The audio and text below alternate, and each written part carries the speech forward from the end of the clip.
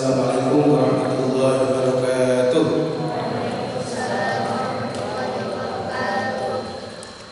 Bismillahirrahmanirrahim. Alhamdulillahirabbil alamin wa bihi nasta'inu ala umuri dunya waddin.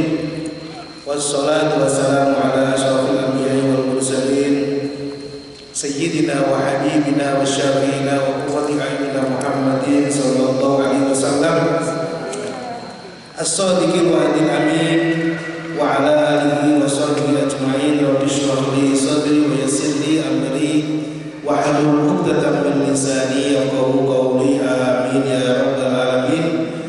Hadirin ulama yang dimuliakan Allah Subhanahu wa taala, para sahabat santri Pondok Pesantren Al-Risalah Kabupaten Bandung Barat, dan juga para pemirsa di manapun Anda berada. Alhamdulillah, alhamdulillah. Sore hari ini kita masuki hari keempat di bulan suci Ramadan 1445 Hijriah, dan kita pada pertemuan yang keempat dalam kajian rutin kita di Ramadan ini mengkaji kitab Risalah Ahli Sunnah wal Jamaah karya Al-Allamah Syekh Muhammad Hasyim Asy'ari rahimahullah. Dan kita pada sore hari ini akan melanjutkan apa yang kita kaji pada pertemuan yang lalu tentang al-mizan atau beberapa parameter dalam penentuan bid'ah atas sebuah amal. Kita sudah mengkaji, terakhir kita mengkaji kepada al-mizan as-salis, yaitu parameter yang ketiga, yaitu menentukan bid'ah atau tidak bid'ah sebuah perkara dengan apa yang dinamakan mizan tamyiz bisyawahidil ahkam, yang telah kita kaji panjang lebar pada pertemuan yang kemarin. Dan sore hari ini kita akan melanjutkan tentang bagian-bagian daripada bid'ah ini, masih mengikuti apa yang dinukil oleh Samahatul Syekh Yai Muhammad Hasyim Asy'ari. Syekh menukil dari apa yang dikatakan oleh Syekh Zarruq dalam kitab Uddatul Murid As-Shadiq. Bismillahirrahmanirrahim. Halaman 8 bagian tengah. Qala ta'ala rahimahullah wa nafa'ana bihi wa bi ulumihi wa bi ulumikum fid dharain amin. Summa qala wa ahsan wa salasatun. Summa qala, kemudian berkata siapa? Syekh Zarruq. Wa ahsan wa, sedangkan adapun bagian-bagiannya al-bidah atau bagian-bagian bid'ah, salah satu itu terbagi menjadi 3. Al-awwalu, adapun yang pertama, al-bid'ah itu beberapa bid'ah as-sharihatu yang jelas. Al-bidah as-sharihah. Apa yang dimaksud dengan al-bidah as-sharihah ini? Wahia, adapun al-bidah as-sharihah, ma itu perkara usbita, yang ditetapkan apa ma min ghairi aslin, dari selain dalil asal syar'iyyin yang bersifat syara', fi muqabalati ma, di dalam membandingi perkara sabata yang tetap apa ma syar'an, di dalam syariat, min wajibin, dari perkara wajib, au sunnatin, atau perkara sunnat, au mandubin, atau perkara mandub, au ghairihi, atau selainnya wajib, au sunnatin, au mandubin. Fa'amata, maka membunuh atau mematikan apa al-bid'ah, sunnatan atas sunnah, au abtolan, atau membatalkan apa al-bid'ah, haqqan, atas kebenaran. Wa hadhihi, adapun bid'ah shorihah ini syarrul bid'ah itu bid'ah yang terburuk. Wa ingka meskipun ada itulah bagi hadihi alfu mustanadin 1000 dasar minal usuli dari dalil-dalil pokok awil furu'i atau dari dalil-dalil atau landasan-landasan cabang. Fala ibrata maka tidak ada pengakuan ai maujudun itu ada bihi atas mustanad. Nah, ini artinya tidak diakui keabsahannya. Jadi kita lanjutkan. Jadi bid'ah sendiri ini kemudian setelah kita mengetahui ini bid'ah atau tidak dengan parameter 3 kemarin. Nah sekarang ketika kita sudah bicara bid'ah sendiri ini terbagi menjadi 3 bagian. Yang pertama apa yang dinamakan dengan al-bid'ah atau al-bid'ah as-sharihah, perkara bid'ah yang jelas-jelas itu bid'ah. Yaitu apa? Ma usbitat min ghairi aslin syar'iyyin fi muqabalati ma sabata syar'an min wajibin aw sunnatin aw mandubin aw ghairi. Yaitu perkara-perkara atau praktek-praktek bid'ah yang ditetapkan atau munculnya perkara tersebut atau legalitas perkara tersebut itu bukan didasarkan kepada dalil asli syar'i, artinya bukan dari landasan yang legal secara syariat. Jadi dia ini tidak sesuai dengan dalil yang ada di dalil-dalil syariat, tidak sesuai dengan apa yang ada di dalil Quran, tidak sesuai dengan apa yang ada di hadis Nabi, di ijma' para ulama maupun di qiyas. Jadi bid'ah syarihah ini adalah bid'ah yang benar-benar tanpa dalil. Jadi enggak ada legalitas syariatnya. Maka bid'ah semacam ini adalah merupakan bid'ah yang amatat sunnatan, justru akan mematikan sunnah Nabi, justru akan mematikan, membunuh apa yang sudah mapan di dalam ajaran syariat Islam kita. Au abtalat haqqan, atau dia ini justru akan bisa menjadikan perkara yang benar, perkara yang baik kemudian menjadi tidak dianggap. Maka Syekh Zarruq kemudian mengatakan wa hadhihi syarrul bidah. Baik, model bid'ah semacam inilah yang kemudian dianggap sebagai bid'ah terburuk. Ya, kenapa? Ya karena benar-benar bid'ah murni. Walaupun retorika yang dibangun untuk melegalkan bid'ah tadi ini dengan 1000 atau dengan banyak sekali dasar-dasar, landasan-landasan yang menganggapnya itu bagian dari ada landasan syariatnya dari Quran maupun dari hadis atau dari cabang-cabang masalah. Ini landasan-landasan tidak benar ini tidak dianggap sehingga kemudian apa? Bid'ah tadi tidak benar. Contohnya bagaimana? Contoh kemudian ada orang membuat pemahaman bahwasanya imam-imam Syiah ini kan punya imam-imam. Ini dianggap sebagai orang-orang yang maksum. Lagi-lagi. Contohnya adalah bagaimana kemudian ada imam-imam,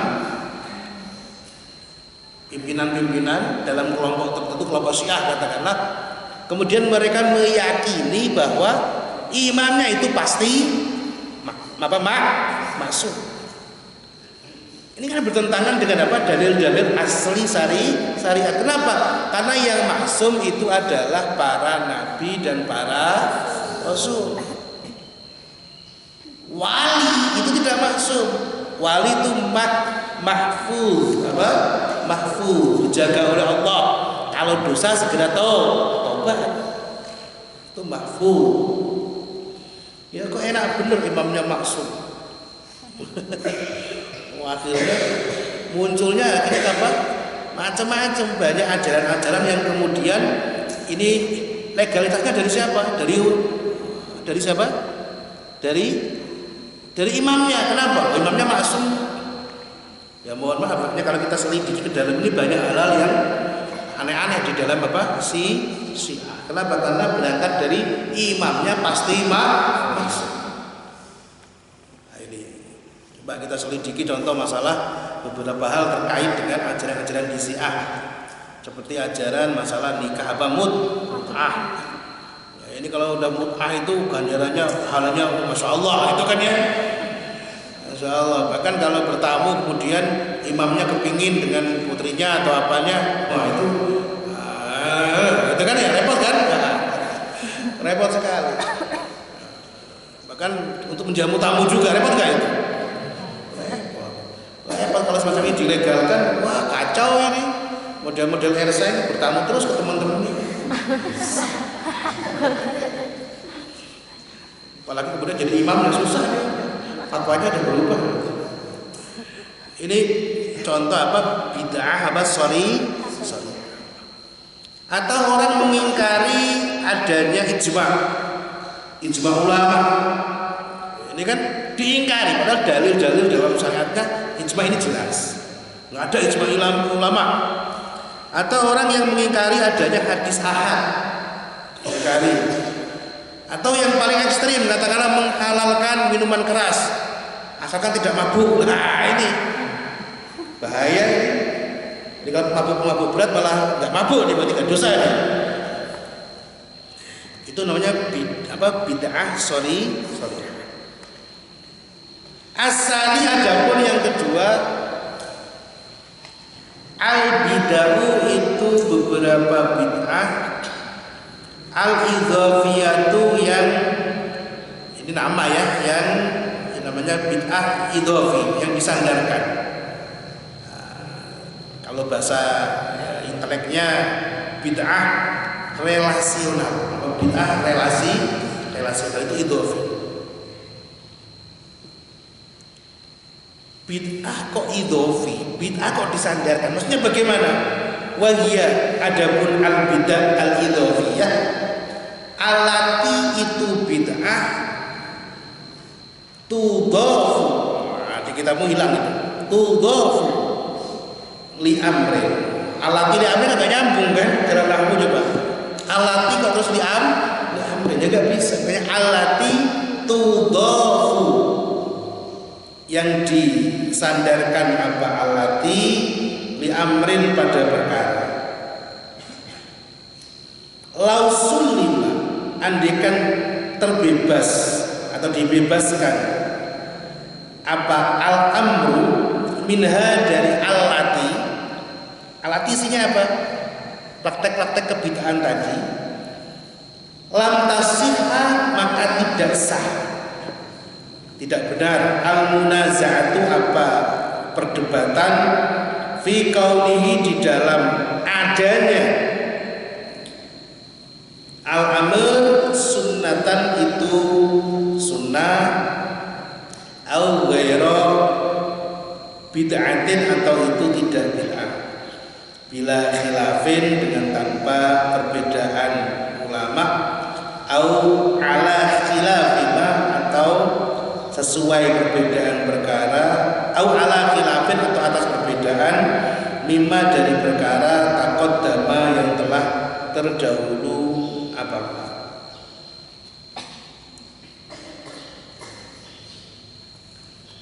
Artinya bagaimana?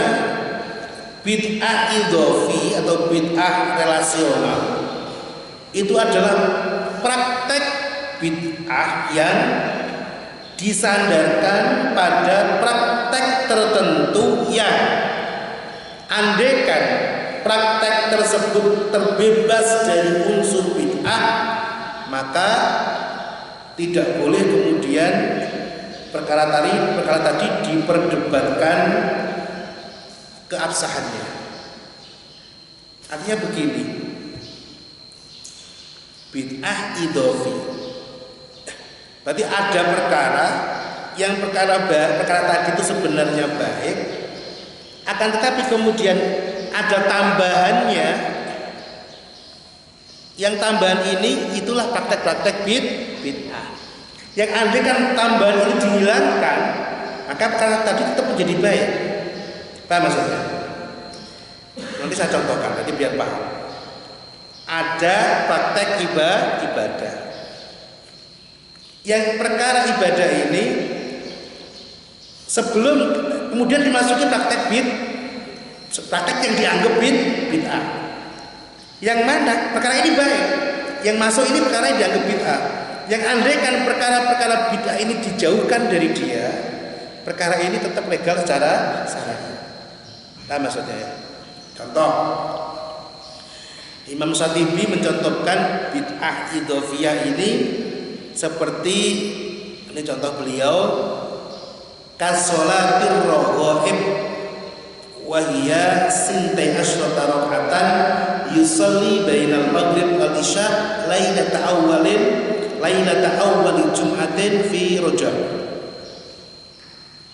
Ada namanya salat raghaib. Apa salat raghaib? Nah ini salat yang dilakukan jumlahnya 12 rakaat. Waktunya bainal maghrib wal isya. Sebenarnya sholat bainal maghrib wal isya, sholat sunnah apapun, sholat mutlak boleh tidak? Boleh.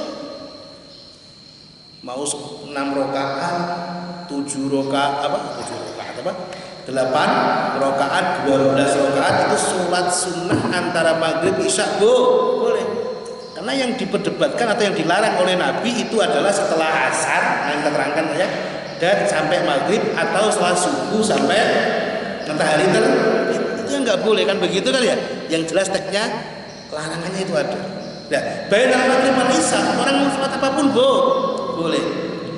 Akan tetapi kemudian ketika mengkhususkan sholat itu dilakukannya pada malam awal Jumat pertama bulan Rajab. Mengkhususkannya di awal malam pertama bulan Rajab. Ini yang kemudian menjadi masalah.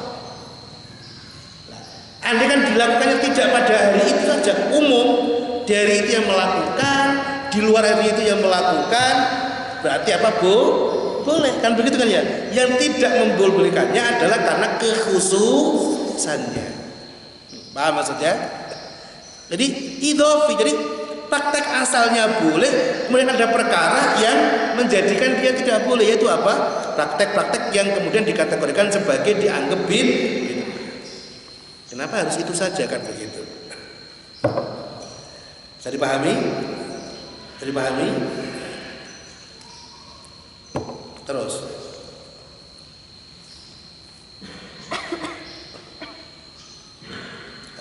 As-salis. Adapun yang ketiga, al-bid'ah itu beberapa bid'ah, al-khilafiyatu ini nama ya, bid'ah khilafiyah yang diperdebatkan ulama. Artinya bid'ah ini mempunyai sandaran yang antara yang melegalkan dan tidak melegalkan ini sama-sama kuat. Nah ini khilaf. Wahia adapun al-bid'ah al-khilafiyah al-mabniyatu itu bid'ah yang dibangun ala aslaini di atas dua landasan hukum yatadzaba yang saling tarik menarik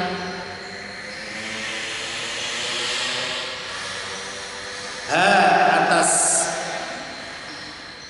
al-khilafiyah atau al-bidah kulun siapa masing-masing minhuma dari asla ini. Faman maka adapun orang kola, faman kola bihada kola bid'atun, waman kola bimuqabilihi kola sunnatun. Faman Qala bihada, faman adapun orang itu qala yang mengatakan siapa orang bihada dengan adanya asal, yang mengatakan oh perkara ini ada dalilnya. Qala berkata siapa man ai hadhihi, adapun ini bid'ah, adapun ini perkara bid'atun itu bid'ah. Wa man qala, wa man dan adapun orang qala yang mengatakan siapa orang bimuqabilihi dengan sebaliknya hada, qala mengatakan siapa man hadhihi, adapun ini sunnatun itu sunnah. Jadi ada dua dalil, dalil saya asal saya mengatakan ini betul, ini nggak boleh karena apa? Karena bertentangan, ini bid'ah. Yang lain mengatakan apa? Oh ini dalilnya ada, ini sunnah. Yang mana dua dalil ini sama-sama apa? Kuat. Yang mengatakan itu bid'ah itu kuat, yang mengatakan tidak bid'ah juga kuat. Masih ingat kemarin tentang masalah apa? Dorbul idarah. Orang membuat kantor administrasi, atau orang zikir jahar, atau orang kumpul-kumpul apa? Zikir khataman Quran bareng. Ini kan dalilnya sama-sama apa? Kuat. Kama sebagaimana keterangan taqaddama yang telah kelewat apa ma fi darbil idarati, di dalam membuat kantor administrasi, wa dzikril jamaati, dan zikir secara berjamaah.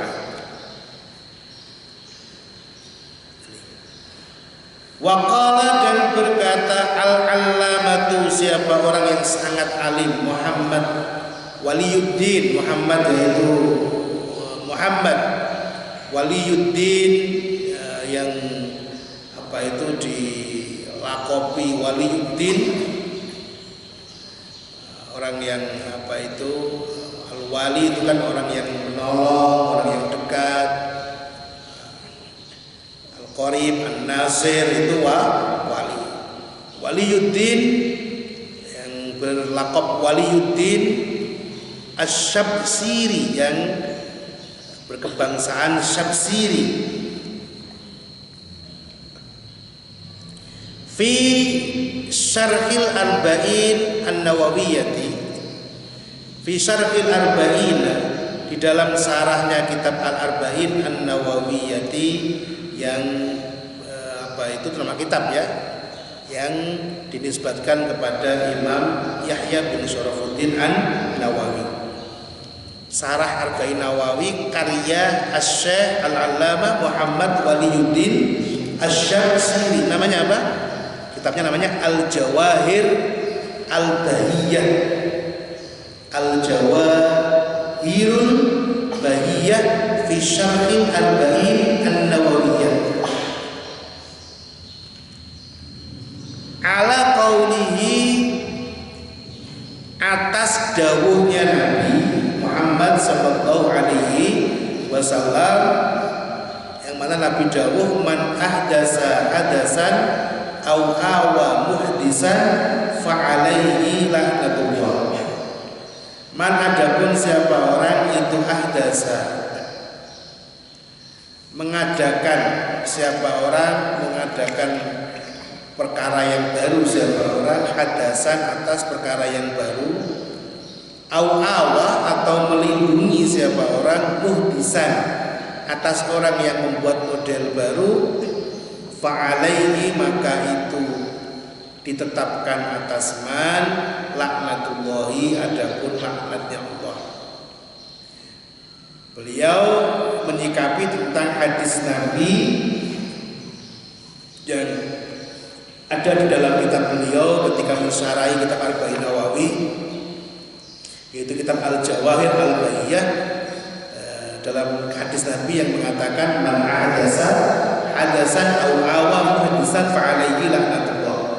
Nabi menegaskan barang siapa yang membuat model baru berarti pelaku bid'ah dan orang-orang yang melindungi pelaku bid'ah, maka baginya laknat Allah. Asy-Syaikh Al-Allamah Muhammad Waliyuddin ini mengomentari begini, wa dakhala, dan masuk fil hadisi di dalam interpretasi hadis atau pemahaman hadis.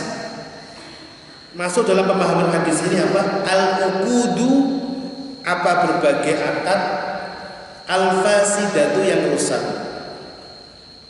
wal hukmu, dan apa menghukumi perkara, ma'al jahli, beserta kebodohan, artinya nggak ngerti hukum, wal juri, dan perilaku tidak adil. Juri itu ghairu adil. Wa nahwu dzalika, dan apa berbagai perkara yang menyerupai al-uqud al-fasidah wal hukmu ma'al jahli wal jur. Mimma, dari berbagai perkara, la yuwafiqu, yang tidak mencocoki apa ma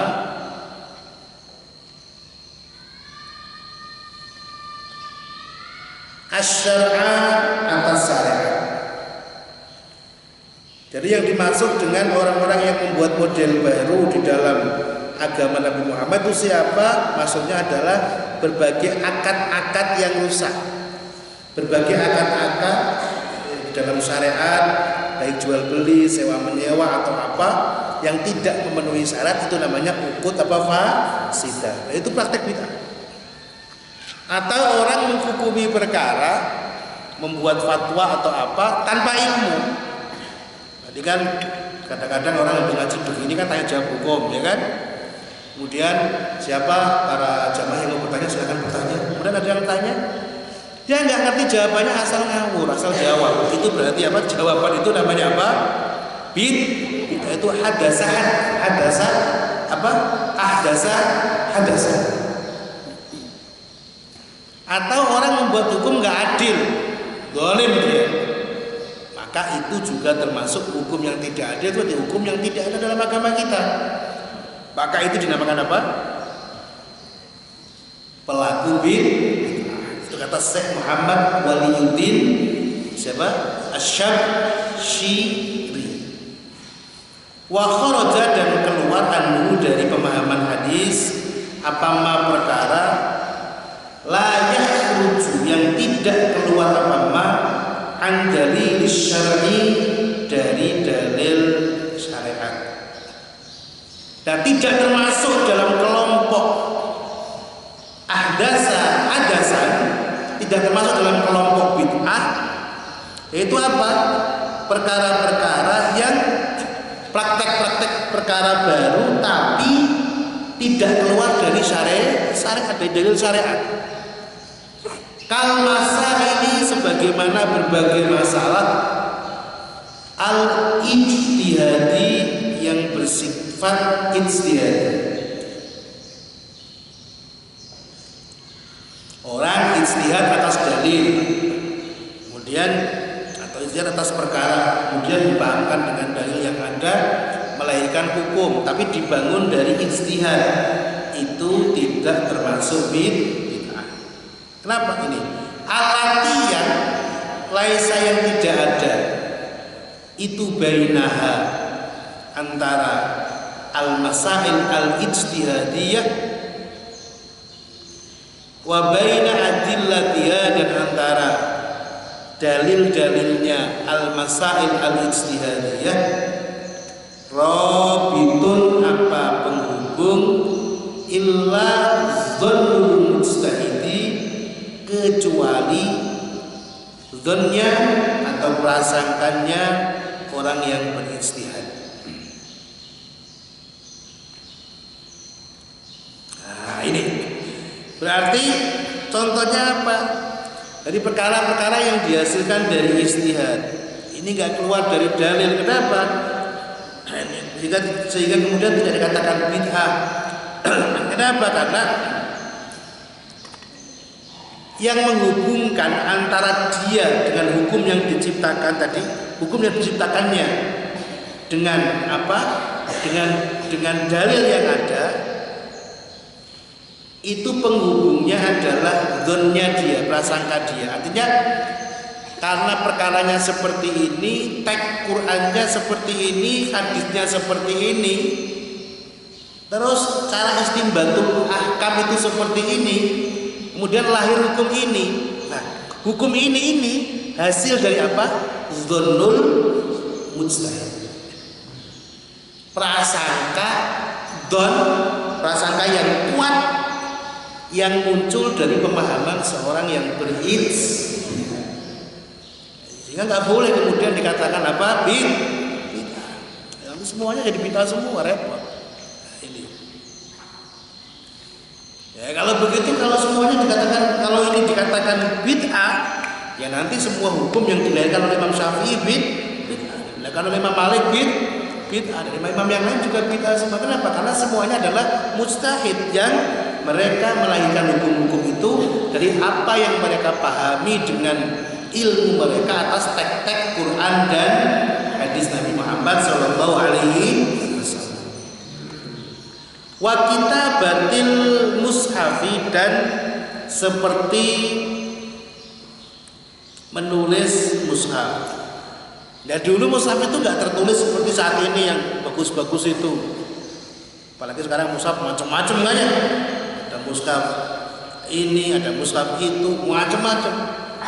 Dulu nggak terkumpulkan seperti itu sampai Nabi meninggal ya. Mushaf itu ada di tangan si fulan ditulis di batu, ditulis di apa kulit-kulit apa kulit-kulit hewan, ditulis di kayu-kayu, kulit-kulit kayu dan sebagainya. Ya, repot kan? Kemudian dikumpulkan jadi mushaf. Bid'ah tidak itu? Ya model baru. Tapi itu hasil ijtihad yang kemudian tidak boleh dikatakan sebagai bid'ah yang diharamkan. Begitu. Ya, buktinya apa? Kalau nggak dikumpulkan seperti itu, ya sekarang kita nggak akan bisa. Jadi Quran malah habis. Kenapa? Karena pada hilang kan? Ditulis di batu. Kamu nulis Al-Baqarah 1 di mana coba sekarang bisa? Di tembok. Repot semua. Nah ini sekarang enak tinggal beli atau dikasih gratis gitu kan. Udah mushaf, masya Allah kemana-mana. Sampai hafal Quran masih apa? Masih utuh mushaf. Itu berkah luar biasa. Kalau itu andaikan kok dilarang dulu, waduh, tidak akan ada orang-orang ngafal Quran seperti saat ini, susah pasti. Wa tahriril madhahibi, dan sebagaimana mensarikan madhab, membersihkan pemahaman-pemahaman di dalam satu madhab, dalam beberapa madhab. Wa kutubin nahwi, dan sebagaimana kitab-kitab nahwu. Waduh, nahwu itu nggak ada di zaman Nabi. Ada apa? Ada babul i'rab, ya nggak ada. Kamu nyari di Quran sampai mau bolak-balik kamu nggak akan ketemu. Ada nggak di Quran babul i'rab? Nggak ada. Nggak ada kan ya? Hafal takdir nggak ada, babul apa hafal takdir nggak ada. Bab syuhur itu nggak ada. Nggak ada sih. Di Umar Yoto itu nggak ada. Imriti apa Umar nggak ada.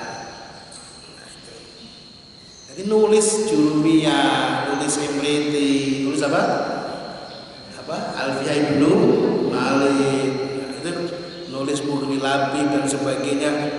Ini menjadi sebenarnya hal baru, akan tetapi tidak dilarang dalam syariat.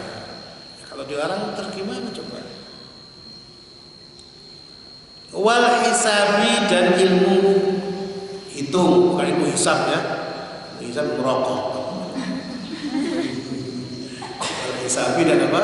Ilmu itu. Oh ahli hisab, ahli rokok. Masya Allah. Nah, ya, matematika itu butuh ilmu itu, rumus-rumus itu. Nah, apalagi sekarang digabungkan dengan ilmu teknologi, membuat jaringan, itu semuanya pakai hitungan, pakai angka-angka kan ya. Gitu. Walidah, dan karena alasan ini qassama membagi. Ibnu Abdissalam. Siapa? Imam Ibnu Abdissalam. Al-hawadisa, atas berbagai perkara yang baru dibagi ilal ahkami kepada beberapa hukum al-khamsati yang 5. Kalau begitu berarti kata Imam Ibnu Abdissalam, ya bid'ah atau perkara baru itu yang mempunyai 5 hukum. Saya ulangi, perkara baru itu mempunyai 5 hukum. Faqala, maka berkata siapa? Imam Izzuddin bin Abdissalam. Ibnu Abdissalam itu namanya siapa? Izzuddin. Itu alim, itu orang Damaskus tuh. Ya, akhirnya ke Mesir. Al-bid'atu fi'lu ma lam yu'had fi asri Rasulillah.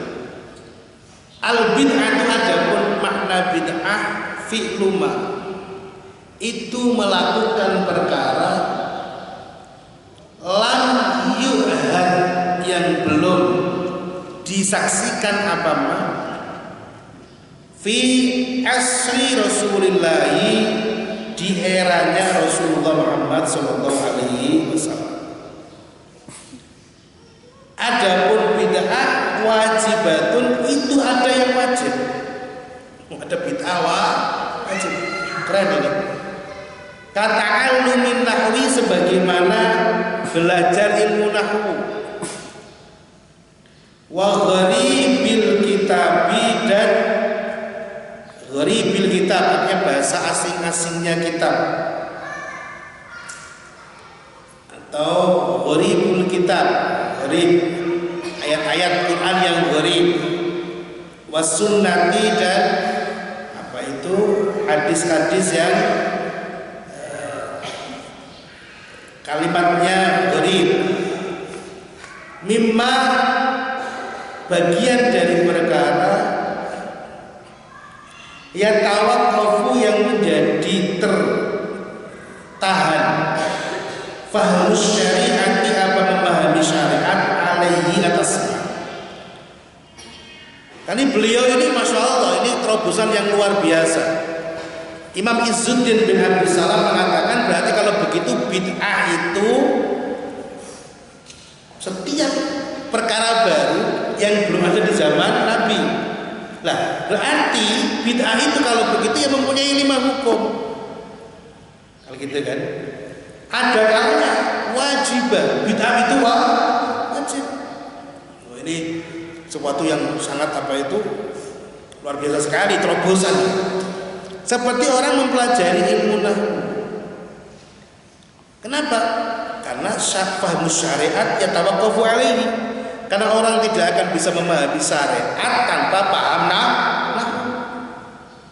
Jadi orang pengen paham syariat, pengen paham apa? Quran, pengen paham hadis, pengen paham fikih, pengen bisa baca kitab Fathul Qorib, Fathul Wahab, Fathul Izam, Salam Hamba, Fathul Izam, semua. Wah, itu hebatnya kalimat. Ngerti Fathul Izam?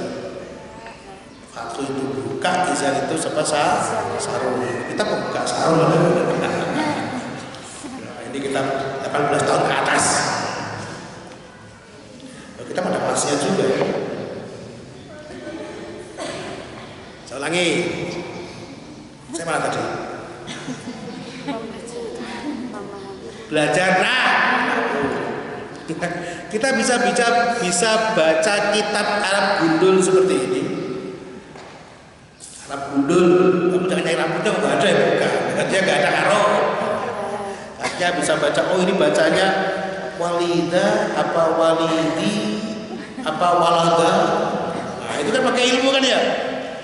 Ini bacanya apa? Kosamah, apa kusimah, apa kosim, apa kusam. Nah, itu pakai ilmu. Ya gak mungkin paham syariat kalau gak paham. Ini Ini repot ini. Kalau kemudian muncul orang-orang yang ngaji hukum tapi tidak pernah belajar. Nah, ini dilakukan pasti repot, nggak mungkin. Kan belajar nahwu ini hukumnya wajib. Kenapa? Karena memahami syariat itu wajib. Jadi membahas, mengkaji ilmu yang mendukung perkara yang wajib ikut wajib. Mempelajari gharibul kitab, gharibus sunnah, ada beberapa teks-teks Quran atau hadis yang memang gharib. Ini harus dipelajari juga, biar tidak salah di dalam memaham. Kadang-kadang juga salah paham repot kan. Kadang-kadang Quran ini pakai bahasa kiasan-kiasan. Wah, itu kan masalah puasa. Jangan sampai kita membatal puasa itu sampai kapan? Sampai jelas hatta yatabayyana lakumul khaitul abyadu minal khaitil aswadi minal fajr. Gitu kan? Kamu masih boleh makan sampai apa? Bahasa Qur'annya apa? Sampai kamu bisa membedakan jelas antara benang yang berwarna hitam dan benang yang berwarna putih dari waktu fajar. Wah, pokoknya masih boleh makan atau boleh enggak ini ya? Kemana-mana bawa benang. Merah sama putih. Belum jelas, makan lagi. Belum jelas, makan lagi. Ya jelasnya matahari terbit.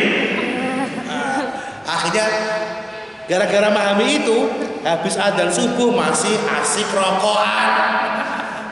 Enggak pasti makan, benangnya belum kelihatan. Jadi repot. Memahaminya ini penting. Terus contoh lagi Quran, nisa'uhum harsul lahum. Istri-istrimu itu ibaratnya seperti ladang. Terus kamu keisi buat cangkul. Anak Elsa ini santri ngelutuk, dia nggak paham retorika bahasa, nikah, baca Quran bisa hukum, harsul lakum. Masuk ke kamar malam pertama bawa cangkul, bawa apa? Hah? Arit, bawa apa lagi? Bawa traktor. Mau dibajak istrinya. Repot. Berarti faktu harsakum anna situm aika fasitum, silakan datangi ladangmu semaumu gitu kan. Wah, traktor. Acau mereka. Ini perlu ilmu-ilmu seperti ini, wajib tidak? Wajib, biar benar pemahamannya.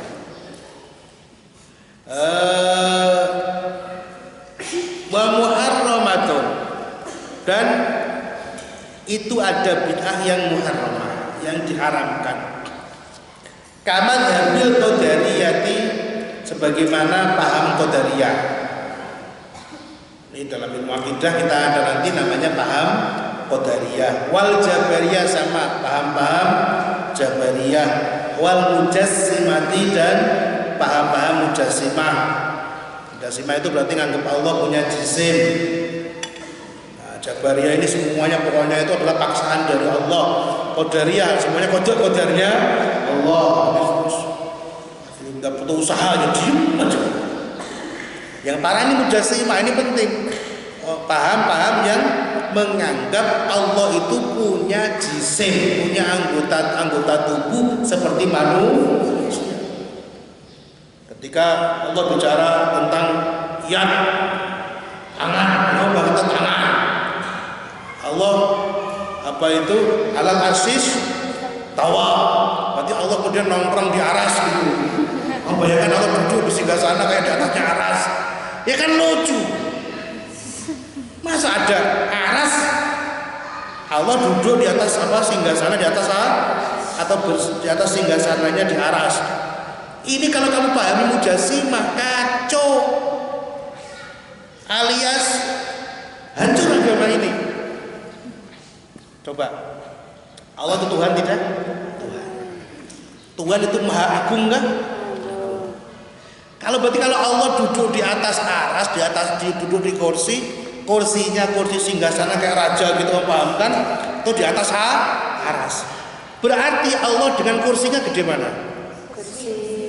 Dengan arasnya gede mana? Berarti Allah kecil dong. Tuhan kok kecil? Tuhan butuh tempat, berarti kacau nggak itu? Kacau. Allah yanzilu ila sama'id dunia, dihadiskan sulusil lail al-akhir, ketika malam ada Allah turun ke dunia. Allahnya turun, wah, Allah lagi landing. Repot kan? Ini mujassimah. Aduh. Nanti awalnya take off, kamu pesawat tuh. Nanti lama-lama nyari jadwalnya. Allah landing jam berapa? Itu mujassimah.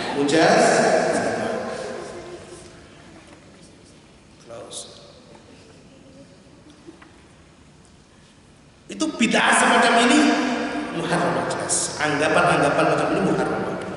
Wa mandubatun, dan itu ada, dan itu bid'ah yang mandubat, sunnah. Kaihdazir rabti, sebagaimana memperbaharui sistem pondok wal madarisi, dan madrasah. Dulu pondok itu ashabus sufa ya, di emperan masjid pada pakai bawa tas sendiri dulu, itu seperti itu. Nah sekarang pondok model seperti itu. Saya yakin santri awal nggak ada yang pondok, tidur di emperan masjid gitu, bayang nggak? Itu santrinya Rasul. Sekarang santri model seperti itu nggak mau, yang buat pondok asrama-asrama gitu, kenapa? Itu bid'ah. Terus gimana? Ya kayak Rasul dulu. Terus ya santri suruh ngemper di masjid gitu. Kacau men. Situ santri ikhwan, situ santri akhwat. Waduh, kacau. Saya yakin ikhwan gak bisa tidur. Gak bisa tidur, kenapa? Akhwatnya berisik. Ikhwan gak bisa tidur. Karena sampingnya ada akhwat gak bisa tidur. Kenapa? Sampingnya ada ikhwan. Bahaya, jangan malam-malam dia lompat.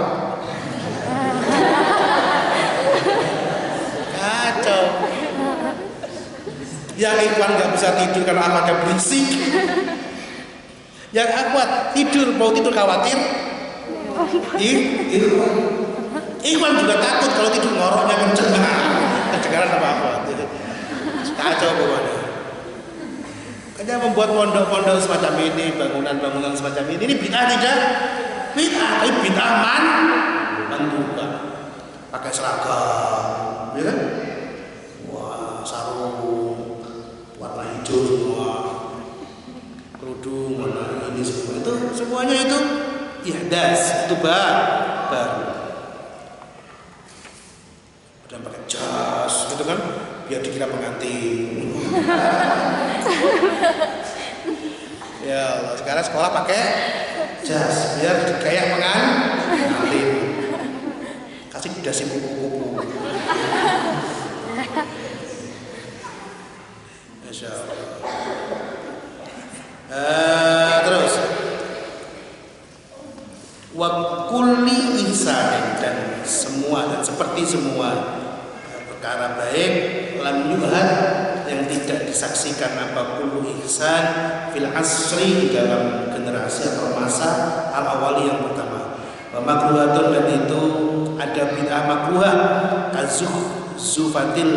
kazuhrufatil masajidi, sebagaimana menghias-hias masjid. Masjid sekarang ada emasnya, ada kubahnya emas berapa kilo, main dicuri, hampir ketemu lagi tapi. Karena masjid mana itu emasnya 3 kilo hilang. Di kubahnya ada emasnya, hilang, dicuri orang. Ramai di media, ketemu lagi. Mas taruh itu repot gak itu? Yang mending dibagi-bagi santri akhwat di sana beres kan? 3 kilo. 3 kita punyanya 1 gram. 1 Satu on atau gerak.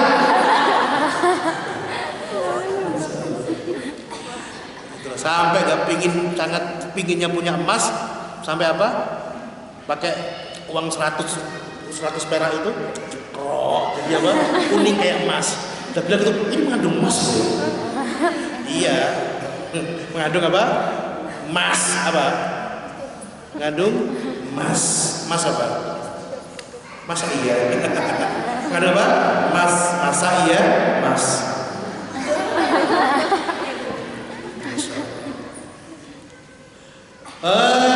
Wa mubahatun, dan itu seperti watas wikil masahifi, sama dan seperti menghias beberapa mushaf atau berbagai mushaf. Mushaf ada loh, satu penerbit itu membuat spesial mushaf untuk mas kawin. Jadi indahnya itu ada kotaknya berlapis ini, pokoknya kalau wanita megang itu senang. Itu spesial dibuat untuk mas kawin. Nah ini sebenarnya kurang cocok. Kenapa? Karena tujuan Quran itu untuk dibaca. Jadi mas kawin pasti nggak dibaca. Apalagi yang modelnya khusus gitu kan, atau di kotak ada bingkai-bingkainya, ada bunganya, terus ada gambar-gambar macam-macam di luar indah gitu. Pasti taruh di lemari. Ada itu yang saya pegang banget. Kamu tahu lah, yang tahu saya yang bagi gratis. Ada yang seperti itu. Ada di ya, ulama kurang setuju sebenarnya. Kenapa? Karena bisa menggeser fungsi mushaf.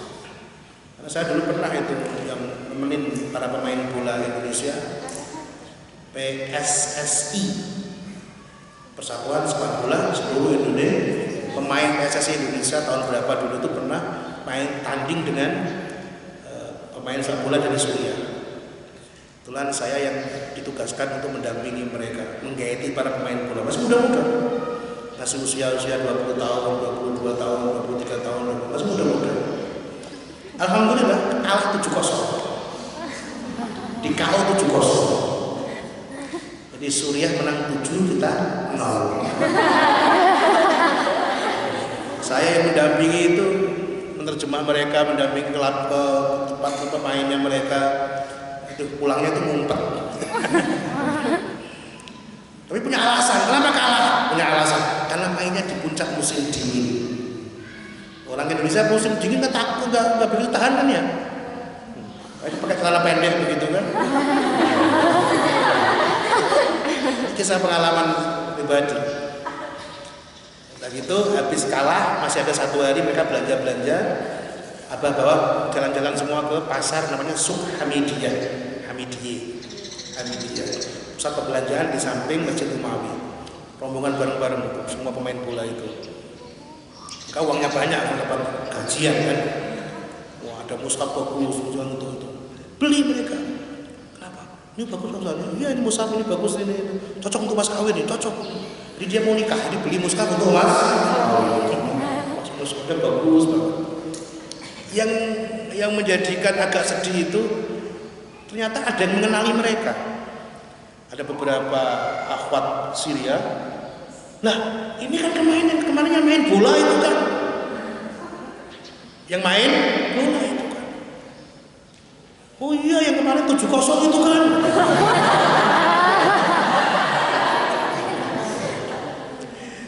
Ya, ngomongnya ke saya. Oh iya, enggak apa-apa. Yang main bola tanya, Mas, itu ngomong apa? Oh, ngomong kalian ganteng-ganteng. Oh, minta foto bareng. Padahal tadi ngomongnya apa? 7 kok. Wah, gitu. Wah, seneng mereka. Foto bareng. Udah 7-0. Itu dulu pengalaman. Itu mushaf apa mushaf. Jadi wa mubahatun, dan ada itu bid'ah yang diperbolehkan, kal masaifi kal musafahati, sebagaimana bersalaman-salaman akibat sholat subuhi, setelah sholat subuh, wal asri, dan sholat asar. Itu boleh, salaman juga boleh. watawasui dan berlapang-lapang fil makali di dalam makanan wal masrobi dan minuman. Artinya makan macam-macam, artinya nggak satu jenis saja. Nasi lauknya apa? Tempe goreng. Nasi lauknya apa? Tempe penyet. Nasi lauknya apa? Tempe bacem. Nasi lauknya apa? Tempe goreng. Itu apakah harus seperti itu? Tidak. Tawassu fil makal boleh. Hari ini lauknya tempe apa tadi? Bacem. Besok lauknya ayam geprek. Besok lauknya lagi apa? Sate goreng. Besok lauknya lagi soto betawi. Besok lagi soto bandung. Besok lagi sate maraki. Besok lagi sate kelakak. Besok lagi sate galibun. Besok lagi enak seperti itu kan ya? Sore-sore begini kita makanannya menunya banyak, boleh nggak? Ada ayam goreng, ya kan? Ada apa lagi? Soto babat. Sabar, wah 1 jam lagi. Itu boleh, itu mubah. Wal malbasi dan pakaian, wa ghairi dzalika dan selain semua itu.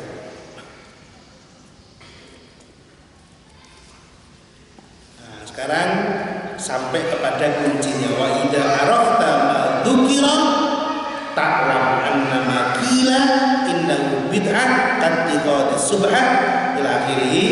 Insyaallah kita lanjutkan pada pertemuan yang akan datang. Itu di ujungnya itu tinggal goalnya saja.